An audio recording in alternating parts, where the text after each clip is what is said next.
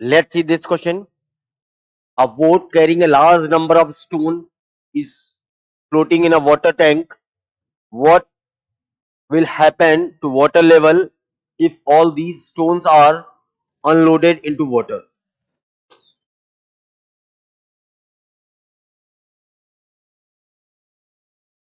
ये वाटर है,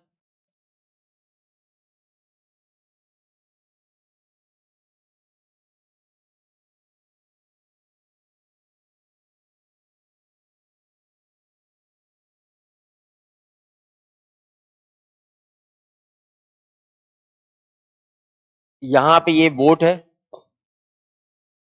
यहाँ पे बहुत सारे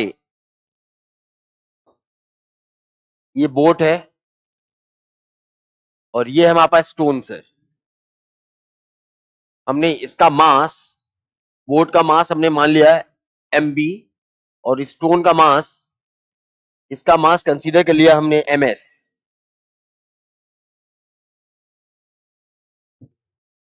इसकी डेंसिटी हमने ले ली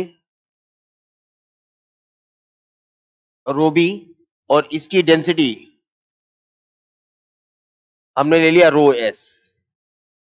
इनिशियल कंडीशन में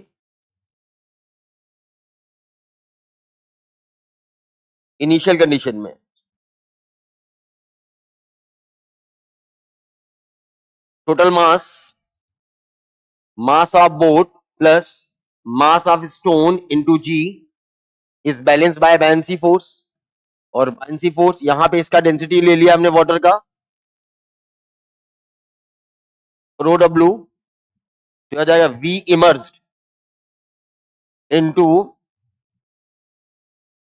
रो w इनटू g से g कैंसिल हो गया।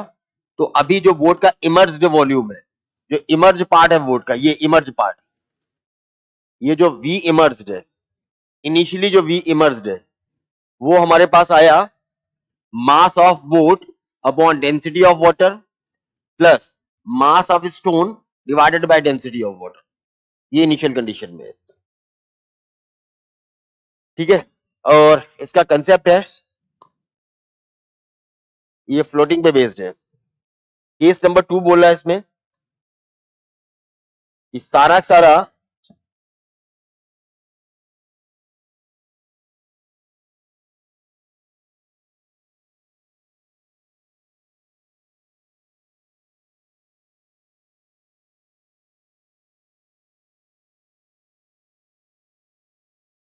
सारे स्टोन्स हमने टैंक में डाल दिए नीचे।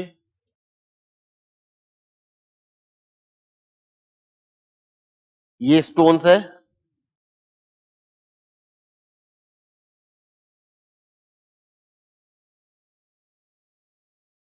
सारे स्टोन्स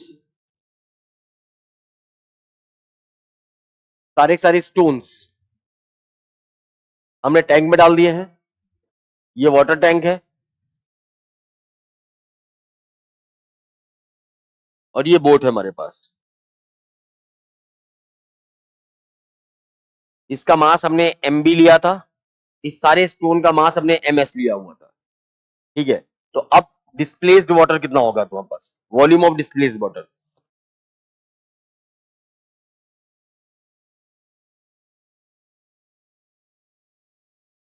डिस्प्लेस वाटर, कौन कौन वाटर का डिस्प्लेस करेगा?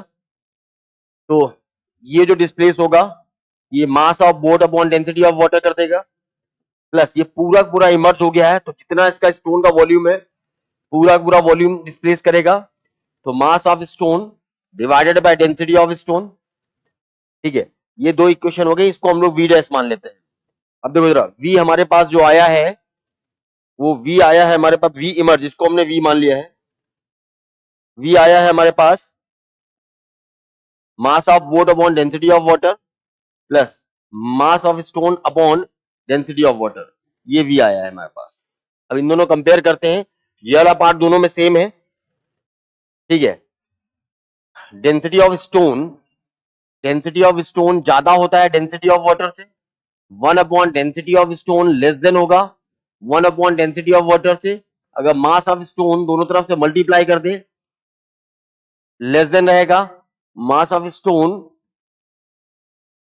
और मास of boat upon density of water, दोनों तरफ अगर हम ऐड भी करते हैं तब भी लेस देन ही रहेगा।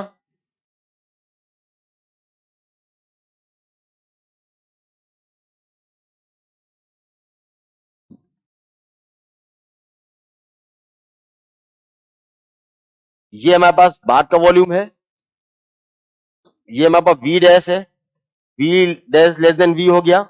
इसका मतलब जो डिस्प्लेस्ड वाटर है, बाद में जो वाटर डिस्प्लेस्ड हो रहा है कम हो रहा है, और पहले जो वाटर डिस्प्लेस था ज्यादा था, पहले ज्यादा वॉल्यूम डिस्प्लेस हुआ था, अब कम डिस्प्लेस्ड हुआ है, जिसका मतलब लेवल लेफ्ट हुआ है जाके, तो इसमें लेवल ऑफ लिक्विड क्या करेगा, फॉल करेगा जाके।